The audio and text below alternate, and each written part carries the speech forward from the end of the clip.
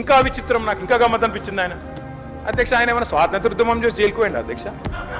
ఏం చేసిపోయింది అధ్యక్ష జైలుకి? ఆయన అది పెద్ద సానుభూతి. మేము పోలేదా జైలుకి? వరంగల్ జైలుకి నేను కూడా పోయిన తెలంగాణ ఉద్యమంలో. ఎస్, ఉన్నాం అక్కడ, బరాబర్ ఉన్నాం. మీరెందుకు పోయినరంటే నేను అడుగుతున్నా ఈరోజు. ఎస్, మీ ఇంటికి ఇవ్వాలని జూబ్లీ హిల్స్ ప్యాలెస్ మీదకి ప్రైవేట్ డ్రోన్ పంపితే ఊకుంటావా? అక్కడ నీ బిడ్డనో నీ వైఫో ఉంటే వాళ్ళని ఇష్టం ఉన్నట్టు ఫోటోలు తీస్తే ఊకుంటావా? ఎవరి ఇళ్లలో పడతా వాళ్ళ ఇళ్ళ దొరబడతా, నా ఇష్టం ఉన్నట్టు చేస్తా, అరాచకం చేస్తా అంటే ఊకుంటారా అధ్యక్ష?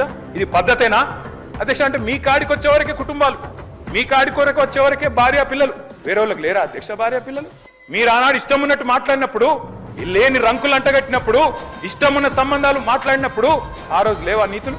చివరికి మా ఇంట్లో పిల్లల్ని కూడా తిట్టింది మీరు కాదా? ఆనాడు మా ఇంట్లో చిన్న చిన్న పిల్లల్ని పట్టుకొని, మైనర్ పిల్లల్ని పట్టుకొని బూతులు మాట్లాడింది మీరు కాదా?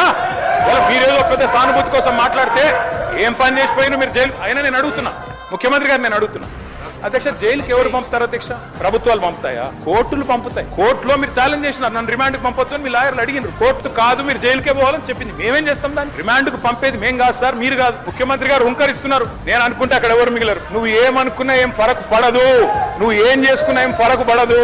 నువ్వు అనుకుంటున్నావేమో పదవి శాశ్వతం, అధికారం శాశ్వతం, ఏది శాశ్వతం కాదు.